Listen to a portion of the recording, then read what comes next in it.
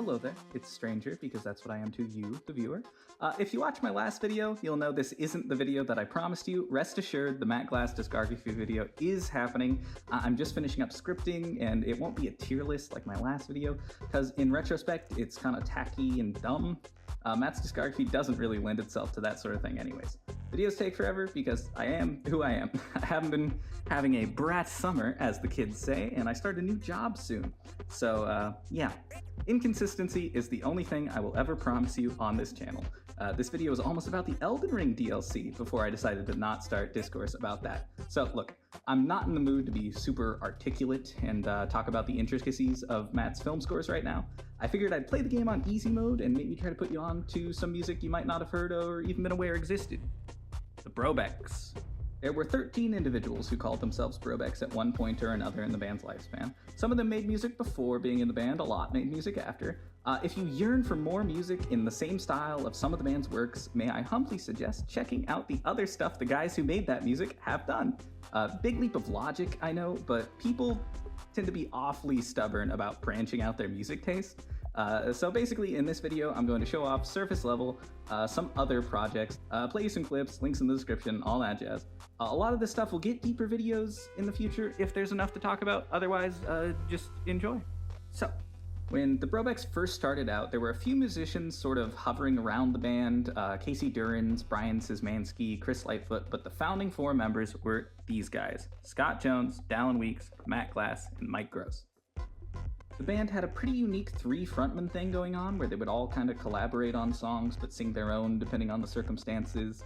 Scott Jones would leave the band in July of 2003 but still kind of stick close with them for a while. Scott had some of his own projects I'm aware of, like Scott Jones and the Styles, I believe, but none of them ever got put to recording as far as I'm aware. In 2014, he got together with Mike Gross and Matt Glass. Hey, those names sound familiar. And they formed the Golden Eyes. They released one EP on their Bandcamp, and it was a nice little indie rock, sort of folkish EP. I'm bad with genres, leave me alone. Here's some of that. It's getting harder now. Your waves are spinning me around. If that's up your alley, you'd love to know it is completely free on Bandcamp, link in the description. Now, the Golden Eyes aren't a super active project, but they did get back together in 2021 amidst all the quarantines and all that stuff to put together a full-length album called A Strange Moment in Time. It's more what I would call folk rock. I do also have this disc of alternate versions and like acoustic stuff from it because I contributed to a fundraiser while it was going on. I don't know if these are online at all. If this turns out to be something you are super interested in, feel free to hit me up for a rip maybe. Anyway, here's some of A Strange Moment in Time. I never knew a man that had fallen on his face and got himself bit by a rattlesnake and drug himself out to the edge of town, and no one ever said that boy's a clown.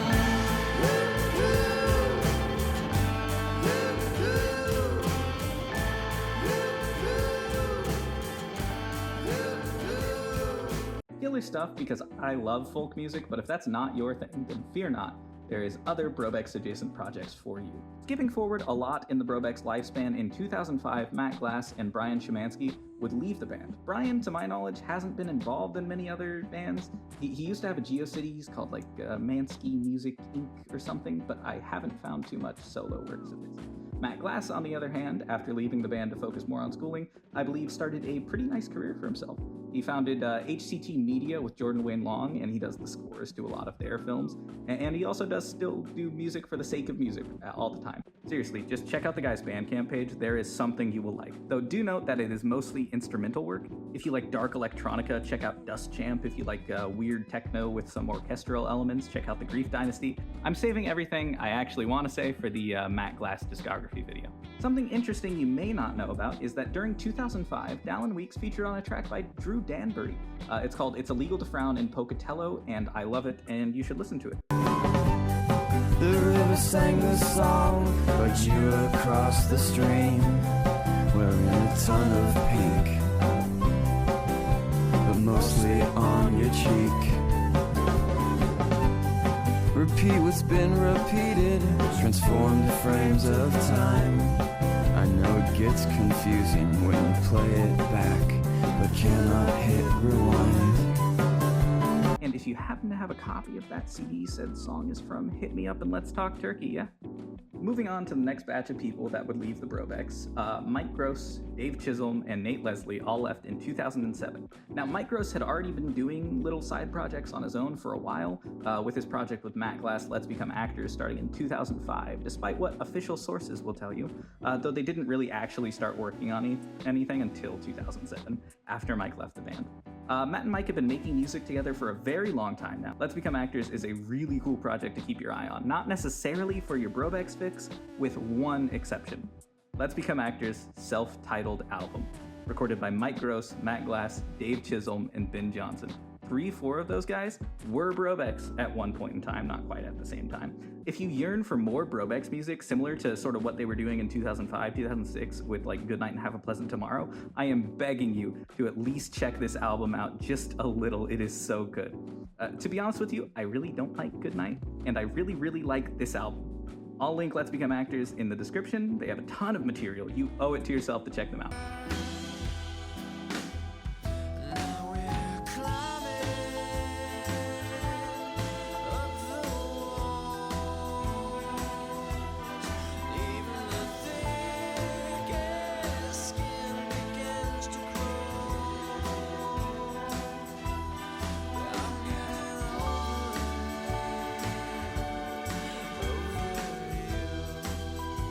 Dave Chisholm is a jazz guy, which is why I think he brought some interesting stuff to the table of the Brobecks collaborative style. Nowadays, he's more of a graphic artist, but he does have a bit of an extensive discography under his belt, with, I believe, his first solo release being Radioactive. Good luck tracking down a copy of this CD. I promise you it wasn't easy. He's got a couple instrumental jazz albums under his name, with a more recent one being Calligraphy, which actually has a redoing of the Brobecks track Aeroplanes on it. Fun fact, Aeroplanes is a Dave song. He wrote it and everything. If you think an instrumental jazz version of that track would go hard, link in the description.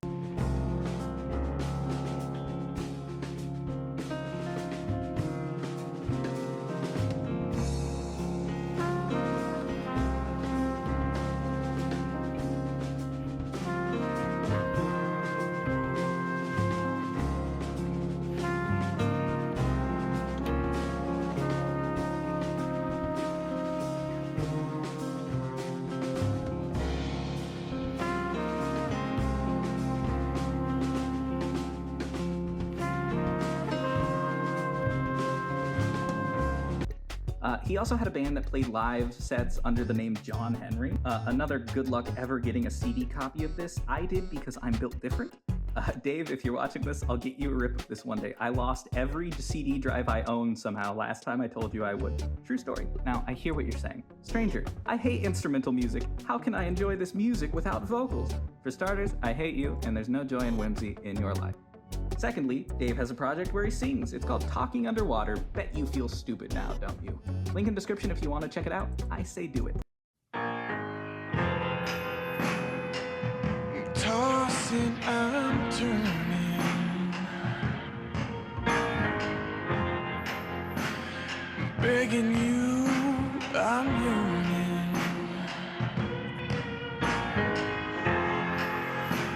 I spend my nights awake. There ain't no give and take.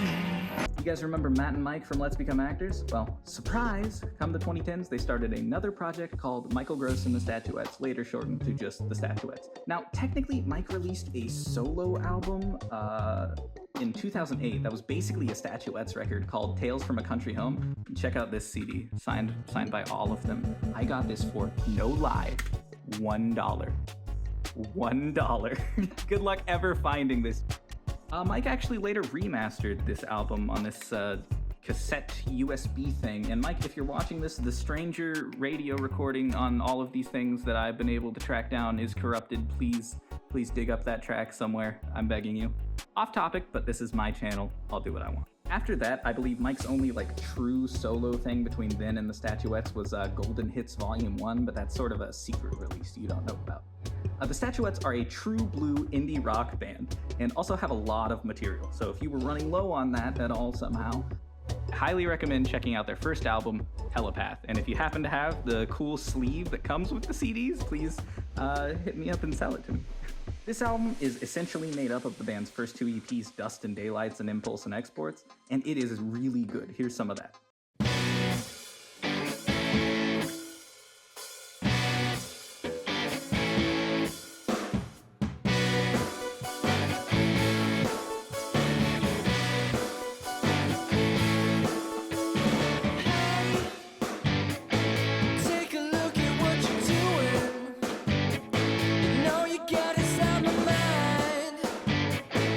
If you find you love that album and yearn for more, there's a few more EPs, Sunset Beach, Modern Despondence, those are more albums. Link in description, check them out. They are way too underrated for how much they put out when they were still active. We are still talking about our friends Matt and Mike because in 2010, they got together with Daniel Fisher, yes, of Fish Loop, so you're starting to see all the threads and connections here, and they formed this alternative indie pop, I call them power pop, but whatever, group called The Lazy Waves. My personal recommendation, listen to their Christmas song, I Want Some More, because it's great.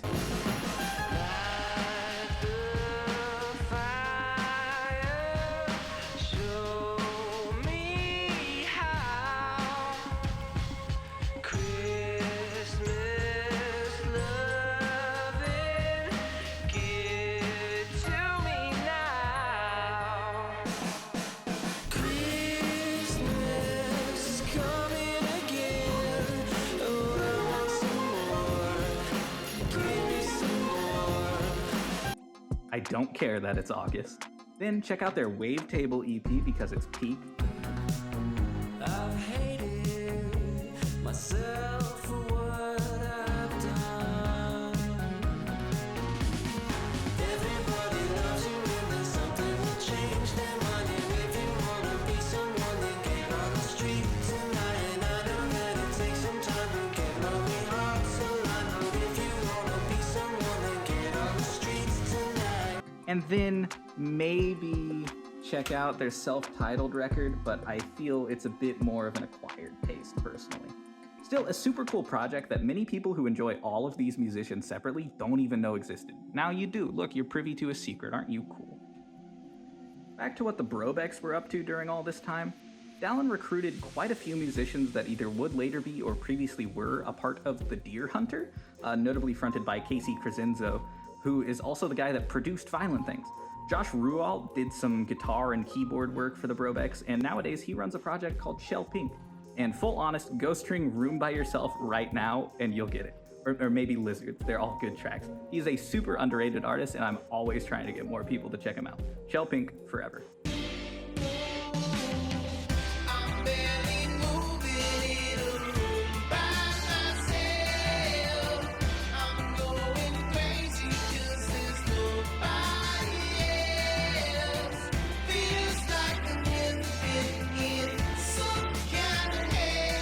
Drew Davidson, who did drumming on Violent Things and was a drummer in the band for a year or two, he runs a pretty interesting project these days called Uinta.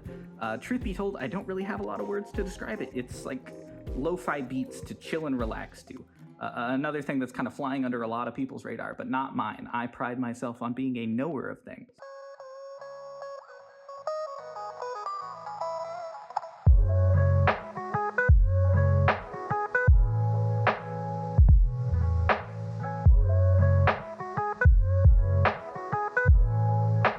That's about where we're at now, though. Obviously, Dallin Weeks has I Don't Know How, Stream Gloom Division, maybe get that man another music video.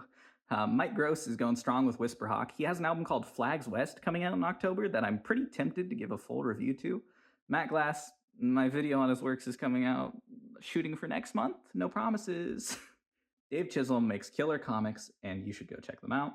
And all the other Brobecks that aren't super active in music anymore are doing their own thing. This video was just to do something, you know, I've been feeling kind of stir crazy, but haven't really wanted to finish my Matt Glass video quite yet. And my summer's feeling kind of weird. So I just kind of wanted to put something out there, get some editing practice done, and, you know, make sure my channel's not dead.